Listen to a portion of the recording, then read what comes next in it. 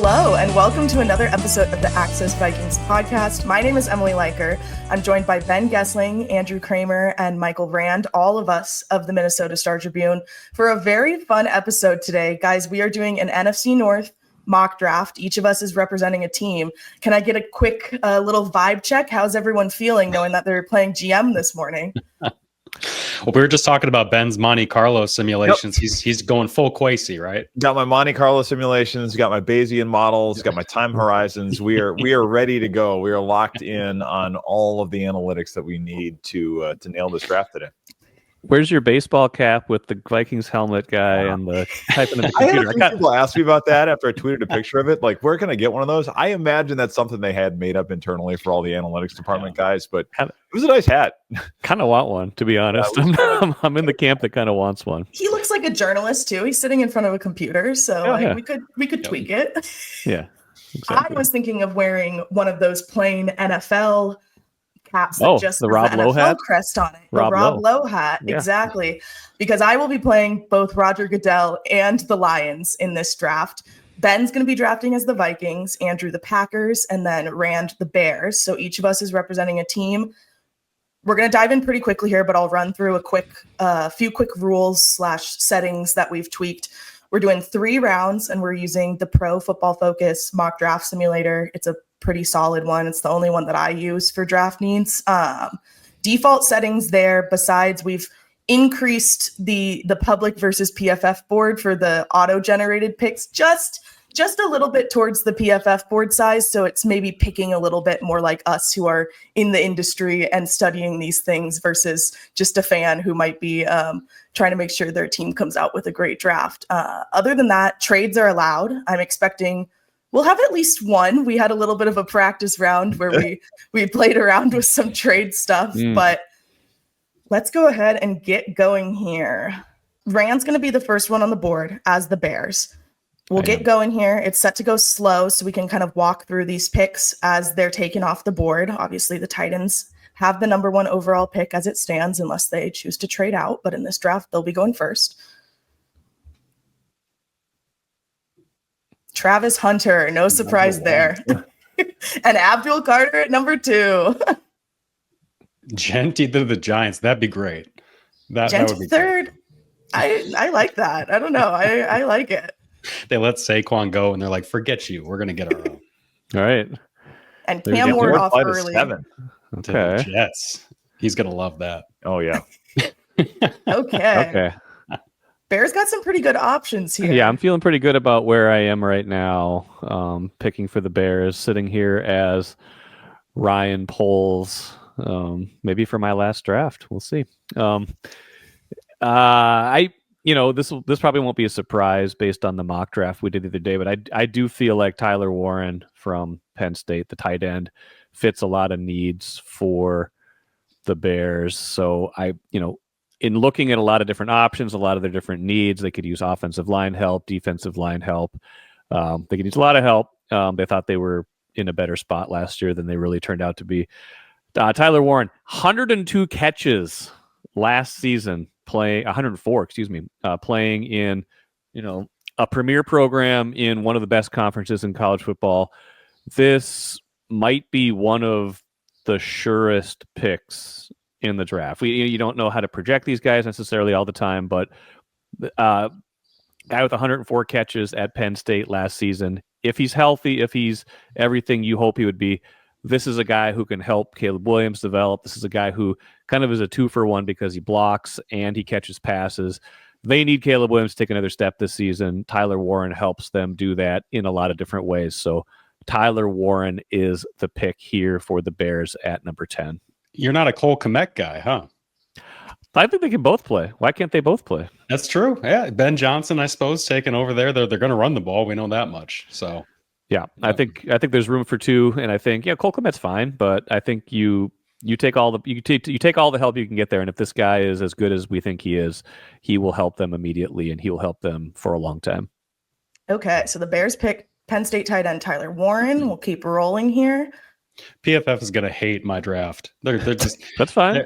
They're going to hate it. And look, my whole strategy with the Packers here is to just take anybody but a wide receiver in the first round. Well, that would be very realistic. I mean, if you're trying to embody the role of Goot, not taking a receiver would be a good way to do that. Or just who else is going to hate? Packers fans also will hate your draft if you don't take a wide receiver. They're so tired of them not taking a wide receiver. I could try to make Rodgers' offseason even worse by making sure I take the best wide receiver available. On receivers right in front of the Packers here. I was going to say, I mean, all of the potential first-round wide receivers seemingly have gone off the board in this mock draft. You got Missouri wide receiver Luther Burden, Emeka Egbuka, and then we had Tet McMillan was all the way up at number 4. So probably not a wide receiver you want to go for anyway. Get another tight end. They need another one. No, so Colston Loveland. I think, look, when you got Tucker Kraft, you don't need anything else. Musgrave can pan out, get another one. If Musgrave can figure out where to run. Kelvin Banks, no, keep going. So what I was torn on here is there's 2 positions I think the Packers should strongly consider because, football mind here. Derek Harmon out of Oregon, I think, is somebody I looked hard at. Defensive line in general, they lost TJ Slayton in free agency. They're starting nose tackle. Kenny Clark is going to be 30 years old coming up here in the fall. But at corner, this corner class is not super deep. And there are some good options here, options that PFF likes more than Maxwell Hairston, who's the guy I'm going to end up going with, which is why PFF is going to hate my draft because you got to scroll down. Emily's got to just use the search function. Yeah, Emily's got to type the name in. That's how far down you got to look. 44.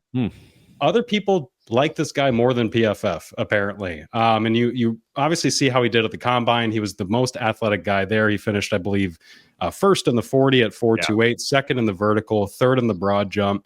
In terms of ceiling, he's the kind of guy that I think could end up being one of the top, if not the top, corner in this draft class. Very Eric Stokes like. Considering, the athletic ceiling that the Packers swing for. It doesn't always work out. Eric Stokes, Lucas Van Ness. Sometimes when you swing for the ceilings, it doesn't always work. But, they let Stokes go in free agency. Jair Alexander's time seems numbered in Green Bay. So, and you've got all these wide receivers in the division that they got to cover. They got to find a way to do it. So I'm going to go with Hairston at this spot. And I believe, like I said, PFF is not going to like it. Luckily, with 4 teams, we don't get grades from PFF, so only the audience gets to grade us. Only they can judge us. Kentucky cornerback Maxwell Hairston going off the board.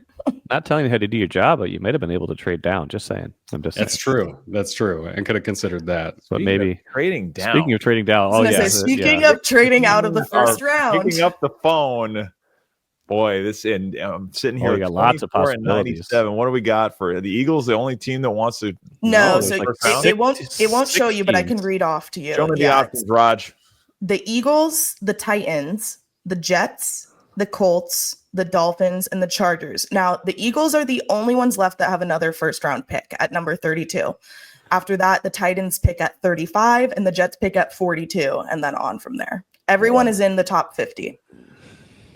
Boy, this is tough because trading down is certainly intriguing here with the fact that the Vikings only have 24 and 97, but dropping 8 spots is because I have a couple of things I'm thinking about doing here. Go back to draft the player for us for a second.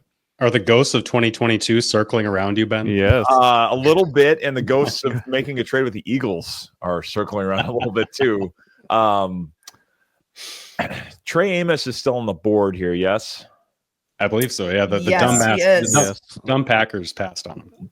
Trey Amos and Gray Zabel are both very intriguing here. The fact that there's a corner there and they could use one, I think, is awfully attractive. Zabel is a guy that could play any of the 5 positions, but if you're talking position value, which as analytics GM guy I am, I would think corner makes more sense here, especially given the fact that the Vikings don't have a ton of secure options at this spot. Amos is a guy I have, as I've been going through the 7-round mock, not to give any spoilers, but have been looking at him quite a bit because he's talked about a lot in terms of his number one is physicality.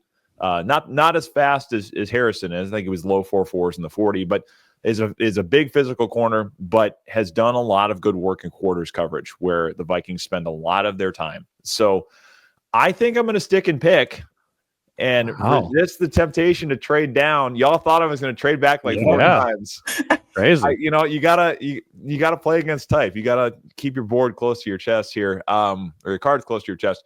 I am gonna stay and take Trey Amos, Ole Miss corner at number 24 for the Minnesota Vikings. So we're gonna mute Ben's mic until he has to pick again in the 3rd round, and he doesn't get to commentate at all. I'm coming with 2026 picks. I got work to do anyway. See you guys in a while. You got the comp picks. He's got the comp picks coming. He'll be fine. Yeah. Comp pick. Next year. Next year, Ole Miss cornerback Trey Amos to the Vikings. Okay. That's a solid. Lions gonna go on the board here. Oh boy. There's Loveland off. Banks off. Oh, see, that's tough. James Pierce Jr. was gonna be my pick. Oh yeah, that would have been a nice strong top combine edge. Performance, top edge. They need an edge rusher. Guy was unblockable on College Football 25. Yeah, and some of their other top options here, Donovan Eziraku went off the board early, but you know who is still available? Derek Harmon from Oregon. You know, when I first started looking into the draft, the Lions and the Vikings have a lot of very similar needs, and then have a lot of very similar wants in terms of the players that might be filling those needs. So Derek Harmon's been a popular guy for them. He's a homegrown guy. He's from Detroit. So I think this is going to be a thrilling pick for them. They need an edge rusher, but I think they need interior defensive line help too. It's kind of all across that line for them and on the offensive line. So all across the trenches, but obviously you see that progression from his first year through the 2024 season. Just 5 sacks, 7 hits, incredible guy. We know it. We talked about him at the draft. He was the first name that the Vikings brought up. I'm sure it was very similar for the Lions, and I'm going to go with Derek Harmon from Oregon. That was Dan Campbell fist pumping the tremor that you felt. Yes, I was like so excited that we're getting Derek Harmon. Kneecaps have been chomped. Yep. And then more edge rushers go off the board there at the end of the round, or edge rushers go off the board. Started to run not edge rushers. Shedeur Sanders goes to Kevin Stefanski. Okay. Didn't get that 5th year option though. Wait, the Giants took another running back? Rick would never. Giants took 2 running backs. The Giants did take another running back. You know what? You can never have too many, I always say. And Bears back on the clock. Okay. Okay, so who got taken just now? We had a little run on wide receivers, which is okay. I don't think that's a top need for the Bears. Give me a look at best available here. I'm gonna kind of see who's okay. I think like Gray Zaba would have been a good fit for you there, but Yes, that was kind of what I was thinking. I was looking at either interior offensive or defensive line. Go back up a little bit. I think I saw my guy a minute ago.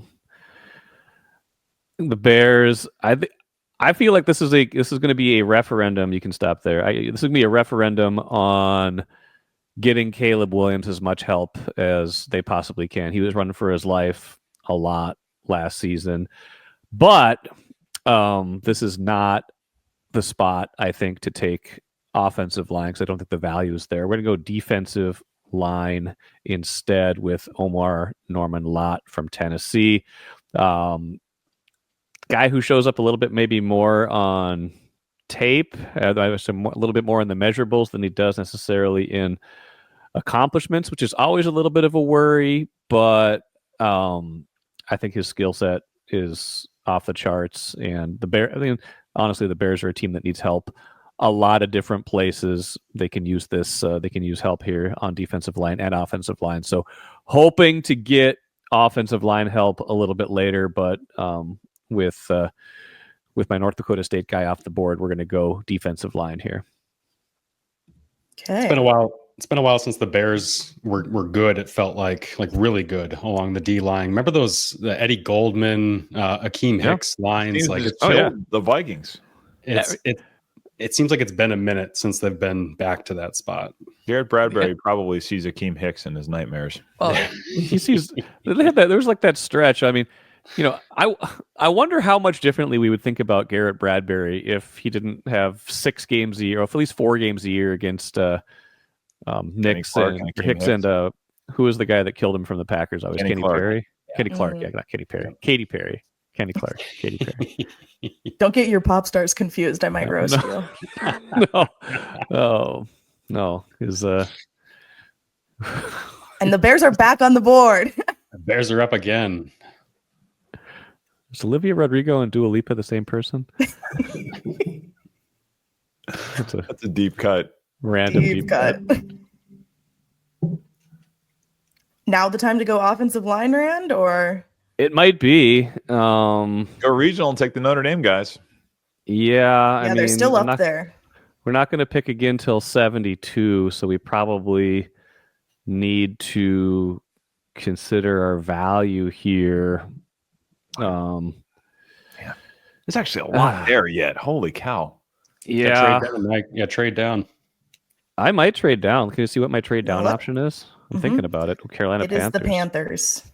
Down to 57. Ooh, that's a ways. Yeah. That is a ways. I don't think we're going to trade here. I think we're going to stay. We're not going to take a corner. Why do they think we need running back, defensive line, and safety? We need an offensive lineman. Who's still available on the offensive line? Why? I don't want a Notre Dame player. I'm not Rick Spielman. Who's my best available? Who's my best available offensive lineman right now? Tyler Booker's still on the board. Yeah. Yes. Give me. I thought he was gone. Give me Tyler Booker, please. Give me an Alabama player every day of the week. A guy who obviously is used to playing against elite defensive talent in the SEC. Again, the Bears can use all the help they can get. Guard. I think guards. Would you guys agree? Guards have become more valuable in the NFL. I feel like they used to be kind of not. I don't say undervalued, but it felt like you would if you were going to cheat on the offensive line, guard was the place you were going to try to cheat. And now with so many good interior rushers, you can't get away with that anymore. Yeah, I think that's probably right. There's so many freaks at defensive tackle now. Yeah. This guy's durable. He played 38 games the last 3 seasons. He's huge too. Gave up 2 sacks over that span.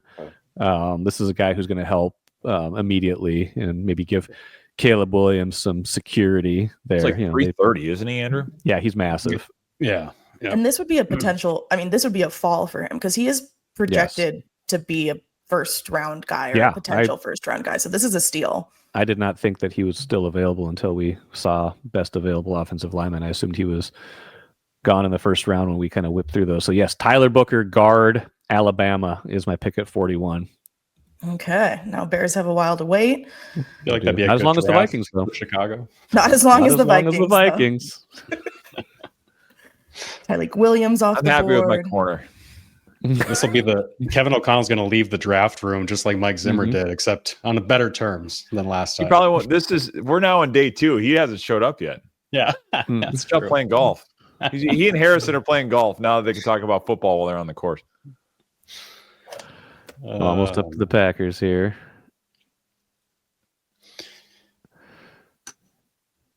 Now you're allowed to take a wide receiver. Now I'm allowed to. You're out of the first round. Thing. Who was the last first round wide receiver that they took? I can't remember who it was. Probably Javon Walker. That's a great question. Javon Walker. That could be right. Paul Hornung. Jaden Reed. Paul Hornung. Jaden Reed, 2nd round pick. Christian Watson, 2nd round pick. Let's see Adams who was was a 2nd or a 3rd. Devontae was a 2nd. 2nd. Randall Cobb was a 2nd. They had a lot of seconds. They've done fine in the 2nd round. Nelson was a 2nd. Javon Walker. Yep, 2002. Yeah. Yep. 2002. 23 years. Wow. Yeah. 23 and we're years. Go ahead. I was going to say we're going to go 24 with me taking Maxwell Hairston in the first round. And I'm still not going to take a wide receiver at this point. And why would you? Jordan Love doesn't need it. Yeah, he doesn't. Not at all. I just feel like the depth is there at wide receiver, where they might not have the top end talent, but in the third round, I think we'll be all right. We'll get a wide receiver in the third round. The second round, we got to address the need that I was going to address in the first round before I realized how bad they needed a corner. I don't think Jared Ivey fits them much in terms of when you look at kind of how people talk about him. He's more of a bigger, slower edge rusher, somebody that might fit in a 3-4. Packers, obviously, under Jeff Hafley, moved to a 4-3 again, which is why I think if you scroll all the way down and find Alfred Collins out of Texas, he's going to be the guy that I'm going to go with, in part because, again, they lost TJ Slayton, their starting nose tackle in free agency. Alfred Collins is listed 6'6", 332, and his NFL.com draft profile has an anonymous quote, which I love these, at the bottom from a scout, which says, quote, "He's a legit specimen." That's all I needed to hear. So we're going to go with Alfred Collins to pair with an older Kenny Clark, fill in that nose tackle spot, and then just kind of keep building that defensive line from within. Okay. Alfred Collins from Texas off the board. Ben, how you doing? Just watching these picks. We get some instant analysis or something. Hanging out. I mean, yeah, Collins, I think that makes sense for the Packers. I mean, in terms of the athletic ability, that's kind of been their model, is go with the guys with the high RAS scores, as they say, and see if they pan out. Some of them have not, but that has been their model under Brian Gutekunst, I think, is to take a lot of those types of players. I'm not going to do this. Oh, go ahead. I was saying, I don't know if Devontae Wyatt has really, lived up yet to that first round draft stock. That team, for as many high picks as it has spent on defense, has not turned into the type of unit you would expect. Yeah. Nope. I think Edgerrin Cooper was a good pick for them last year. Yeah. But Emily, what are you thinking here? I was going to say, they don't need this, and I'm not going to do it. But Cam Scatabo is a Lions player. Like, he's got that physicality that Dan Campbell likes, and if they needed that, like, it's maybe if he was available like later, if he was like more of a sleeper round guy, like, might be an interesting pick down the line. But obviously they have Jahmyr Gibbs, and Jahmyr Gibbs should have the ball in his hand all the time. So I don't know that they necessarily need Cam Scatabo there, but he's interesting. Type, though. I mean, true. What? They are also a kind of a draft for impact and not necessarily as much need team. So I'm thinking about it, especially when they need a wide receiver, they need an edge rusher, they need a safety. So this is kind of the stretch I would be looking in. I like Andrew Makuba, but it's like, do you just draft for? Hold on. If you want to trade back, I'll give you 97 for 60 straight up. Ooh, some live debating. Make another deal. All right. Mm-hmm. I wonder if let's see who pops up in here. All right. Calm down. Oh, the Vikings. It does think we should trade, Ben. Should we explore this? Add some spice to this. Let's go. Let's see the charts. Make him an offer he can't refuse. I know. By the way, I was doing a little bit of light research while you guys were doing this. The Vikings. Here's a little on the spot trivia for you. Since the last time the Packers took a wide receiver in the first round in 2002 with Javon Walker, the Vikings have taken 6 wide receivers in the first round. Can you name them? Yeah, I probably can. Troy Williamson, Percy Harvin, Laquan Treadwell. Yeah, you got it. Name that name right. Pronounced that correctly. It's been a problem in the past. Treadwell. Yes, Jefferson, Jefferson, Jordan Addison, and who are we forgetting? This must be somebody in the mid-aughts. That's Sidney Rice was not a first-round pick. No. Who are we forgetting? Cordero Patterson. Yes. There you go. Yep. 6. 2 varying degrees of success, but I think generally speaking, they've gotten pretty good value there. Treadwell would be the exception. And Troy Williamson. But there's some extremes right there, like potential future Hall of Famer Justin Jefferson and all-time draft busts, Treadwell and Williamson. Emily, you making me an offer here? Well, what would you want? I think we need to talk through this a little bit. Yeah, it's a negotiation, not a. I would do 97 and Would a fourth next year get it done? Oh, it says Emily, you should do it. I know it does say I should do by it. the Vikings. Just click force this trade. You have the hammer, Emily. We can't force whatever. You have the hammer, Emily. The U.S. Bank Stadium, Roger. Give me a bone here. Take the rest of his picks for a 7th, Emily. You have the hammer here. You can do whatever you want. Okay, so I'll take 139 and 187. What's crazy is it says this would still likely be accepted. So just take it really thinks. So I guess the question here is like, what player does the simulator think that the Vikings really want at 97? Oh, at 60. Or at 60. Or at 60. Yeah. Sorry. Well, let's look at the board here. I mean, some of those there must be like a guard or something or a corner they think they should take. But you already got a corner. I got the corner already. I mean, yeah, this doesn't seem. Makuba, maybe. Yeah, you're at the point in the draft where it's starting to get. It's kind of like Ratledge is on the board. That would be the one. Azariah Thomas. We got a corner already, though. Oh, yeah, that's true. Just one more. Just one more. Just one more. Mason Taylor, put TJ Hawkinson on notice. Yeah. Put him on blast. Yeah. Johnny Munt. You better. I think they're gonna pick a tight end. Would they do it at 60? Yeah. I don't know. Yeah, I don't think they do it at 60. No. Let's trade for the fun of it, Ben. All right, fine. Yeah, there's nobody you believe in to do it. Yeah. So you said you'd give up a 97 in next year's round. Hang on, I want to look at charts here.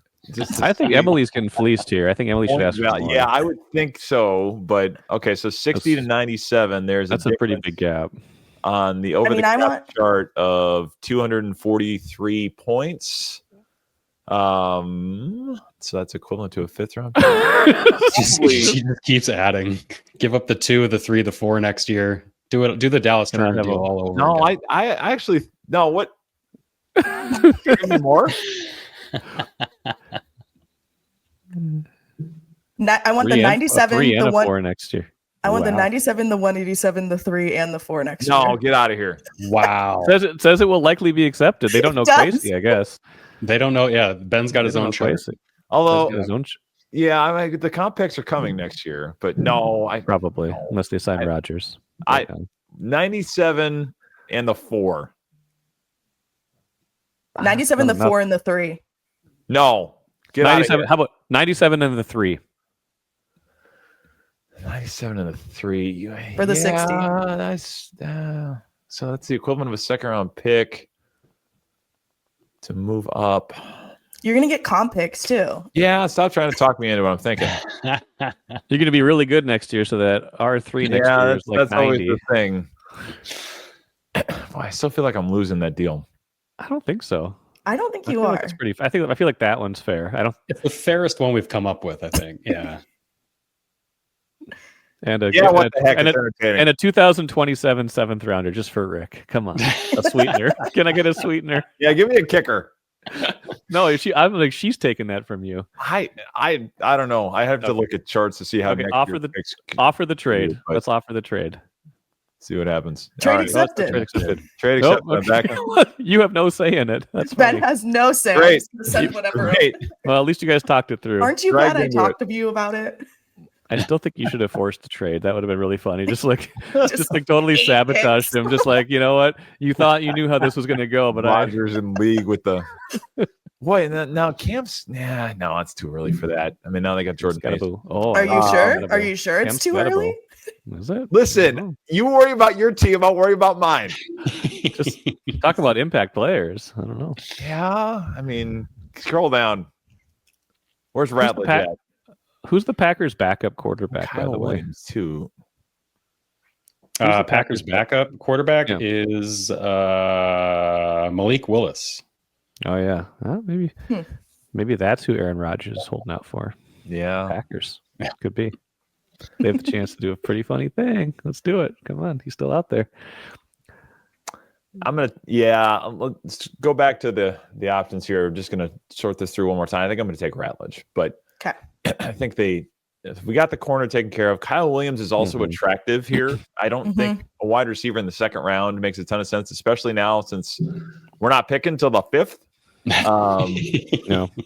I would say either a defensive tackle here or Ratledge, and Makuba is interesting as well. They could probably use some help at safety, especially with Harrison Smith's future being in the, we know it's not going to be years more of his career, and then Josh Metellus will be a free agent after this year. But I think I'm going to go with Tate Ratledge here. Just to get that offensive line makeover complete, to get another guy in here that can compete with Blake Brandell, I should say, at left guard, and possibly play a couple of different guard spots in the mix. That's was something I was considering pretty hard in the first round as well. 6'6" for Ratledge, 320. Good pass blocker, good downhill power guy. More of the type of lineman they've been looking at. They've been looking at bigger guys and guys with a little more force in the middle of that line. So I think he fits kind of the makeover they've been going through here. And I'm going to take him here at number 60 after trading back up. As the late Tony Sperano would say, the ability to dent people. The ability to dent people is important. Cam Scatterbo goes off the board next pick. This is a scheme fit. You need to pick a new number, though. He's got Jared Allen's number. Uh-oh. Cowboys not going to like third that. round here. All right. So we've addressed tight end, defensive line, and offensive line. So now I'm kind of playing with house money. Now the Bears can do whatever they want. I might go running back here, depending on what the value is. Trevion Henderson is still on the board. What? Yep. That's probably just sit back and let the board fall to you, as the Bears are not often in the position to do. Sometimes they're grasping at straws, but there's no way he falls that far. There's no way. Listen, you know what? I don't make the rules here. I just look at who's available. 145 carries, 1,000 yards. I think that's pretty good. That's about 7 yards a carry. Yards per attempt, 7. I did the math, and they already did it for me. So unnecessary math on my part. Game breaker again. This is.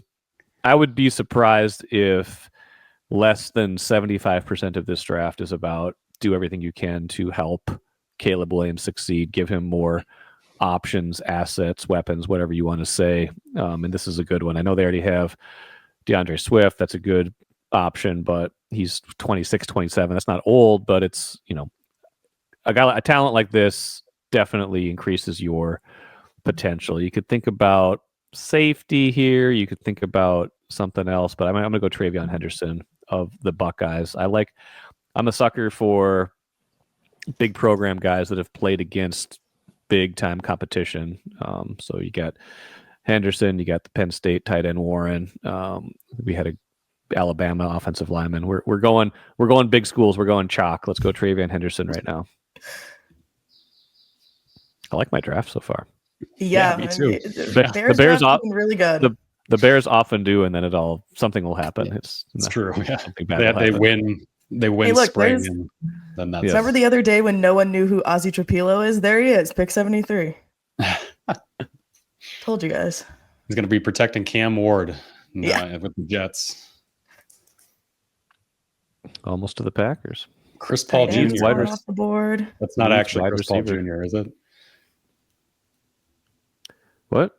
There was a Chris Paul Jr., and I said, that's not actually Chris Paul's kid, is it? I wouldn't think so. Well, I can't imagine yet. Hold on. Pause. I'm looking it up. He's 22, and he's 6'1". Not Chris Paul. I mean, Chris Paul's short for the NBA, but let's see. No, Wikipedia mentions nothing about him being okay. We would know. Yeah, that would have been publicized by now. Yeah, Chris Paul's not. Kyle Williams is still there. Kyle Williams is still there. I don't. Yeah, that's tough. I'm definitely going to go wide receiver here for Green Bay. My whole plan in the third round was just take the best wide receiver available, but I was not planning on Kyle Williams still being there. My I guy like I actually him. wanted to go with was Savion Williams out of TCU, he's basically Cordero Patterson. He's projected as a running back by some people, but he's big enough have a gadget guy to do it all. You talking about Jaden Reed? Yeah, I mean not quite that, but yeah, he does a lot of jet sweep stuff. Savion's 6'5", 222. Okay. Like he's just built like Cordero. Yeah, built different. And I didn't love what Marshawn Lloyd was doing for Green Bay last year. I know he was hurt for much of it. But it just seems like Matt LaFleur could use a guy like this. But go back to Kyle Williams, because he might be more of the prototypical receiver that they've been lacking. The guy who they want Dontavian Wicks to be, the guy who they want Christian Watson to be. However many failed kind of projects they've brought through there. Let's go with Kyle Williams. I think you can't look a gift horse in the mouth, as some saying, right? Yeah. Yeah. See a horse? I don't know. Okay. Yeah. He might be. Oh, No, he's actually a wildcat. He might be. Yeah. A cougar. A cougar. They're the Cougars. Yeah. I screwed up Washington State. My bad. It's okay. Yeah. Let's go with Kyle Williams. Round out this draft class. Top 3 for the Packers: Maxwell Hairston, Alfred Collins, and Kyle Williams. See, this isn't this hard. I know, right? Being a GM, it's not that hard. You can just sit there and wait for the picks to fall to you. It's not that big of a deal. Tell Quasey that. Not that big of a deal, Quasey. Not that big of a deal. Not that big of a deal. Funny. I traded up 37 spots. Now I had to give up. I've paused to see if I can trade up to get an edge rusher. Okay. Dan just Campbell, for fun. just kneecaps are just flying all over the Lions. Maybe draft. I know. You can always use that Vikings third that you have from Ben. I know. Yeah. Well, yeah. That's what I'm gonna. They do have a lot. The Lions do have. You turn quarterbacks into third-round picks like a factory over here. You can take your thirds. It's fine. Some years you have four third-round picks. Yeah, roll it. Yeah. Some years you do, and sometimes they take a quarterback who played an NFL snap or two. I think. Did he ever make it into a game? Kellen Mond in a regular season game? I thought he did. Yeah. Yeah, he did. Yeah, right. Not with the Vikings. That's right. He not particularly. Did he throw like a terrible interception too? He did make it into a game for the Vikings. It was yes, 2 of 3 for 5 yards. Yeah. Yes. I see him every day. QBR of 18.2. I feel like his first pass was like hit a defender in the hands and should have been right. Yeah. That's right. Yeah, because didn't Mannion get hurt and then he came in, or maybe it was just garbage time at the end of that game? What game was it? The not particular game.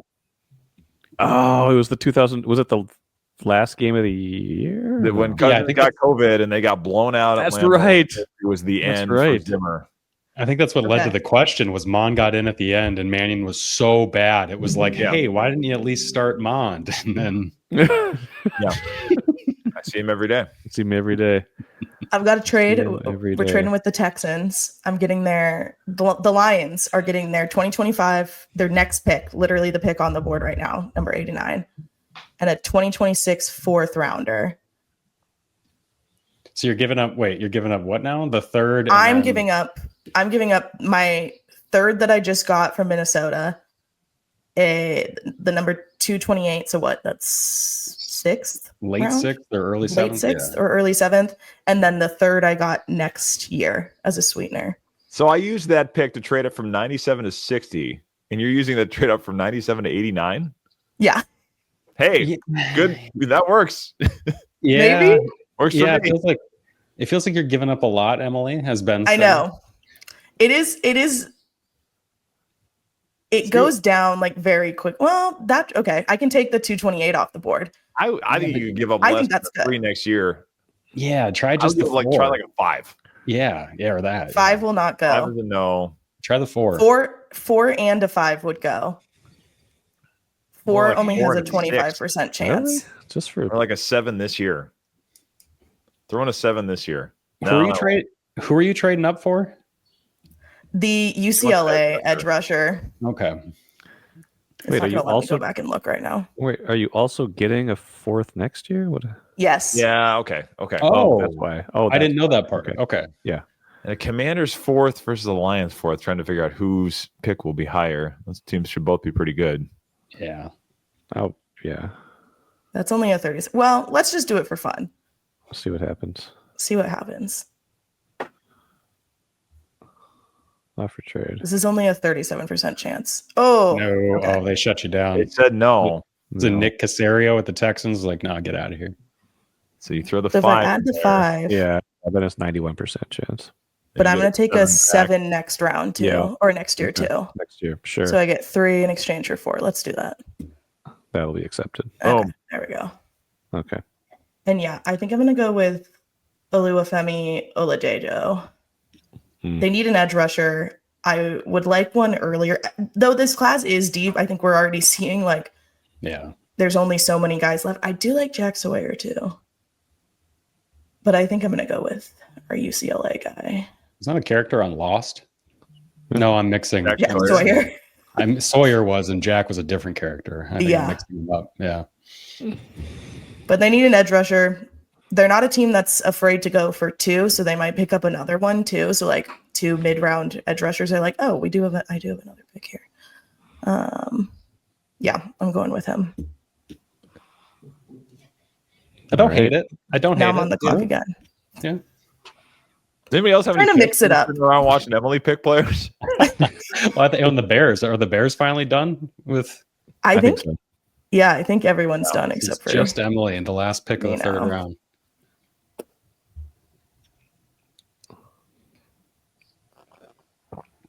Man, the Lions are doing all right. Yeah. Just in terms of like their draft capital. Guys, it's they not have that a lot hard. of picks. It's not that hard. It's so easy. Why doesn't everyone do it? Yeah. It's like working the phones. It looks so stressful when they show you the highlights and stuff, when they put together those clips. It's like, you know what? Just let the board follow you. Just relax. Okay, so there's a couple different ways we could go here. They do need a safety. That's not reflected here, but they do need one. Yeah. Because they don't have a ton of experience behind their 2 starters right now. They don't need Jalen Milroe. I can stop scrolling that high. Could go another edge rusher. Like I said, they're not afraid to do 2, but I don't think I'm going to do that for the sake of the exercise. Durable defensive players. So that they could. I like Danny Stutzman. Last year.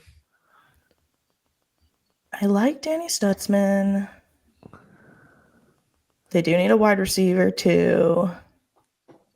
I'll go because I picked him in one of our exercises, our written exercises. I'll go with Virginia's Jonas Sanker. They do need a safety. I think he's good. He's got big size. He was like a key player for Virginia. He was like the man for them in the secondary, and I think he could be a fit.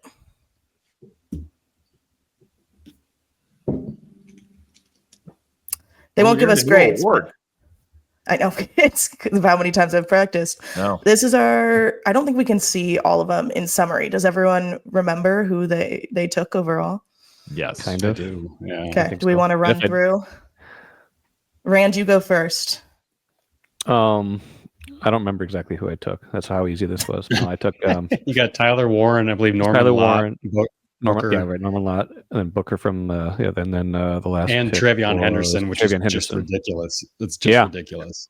That's a pretty good draft. Yeah. It's a pretty good draft. I mean, Bears are going to get better until they don't. So I feel pretty good about 7 and 10. Here we come. Let's go. 7 and 10. Yeah, as long as Caleb Williams can learn how to tie. What does O'Connell always talk about? Feet in the eyes. Tie feet and eyes. The marriage of the feet and the eyes. Yeah. Caleb Williams' feet and eyes were separated last year. They were divorced. I don't know if that's legal in this administration anymore.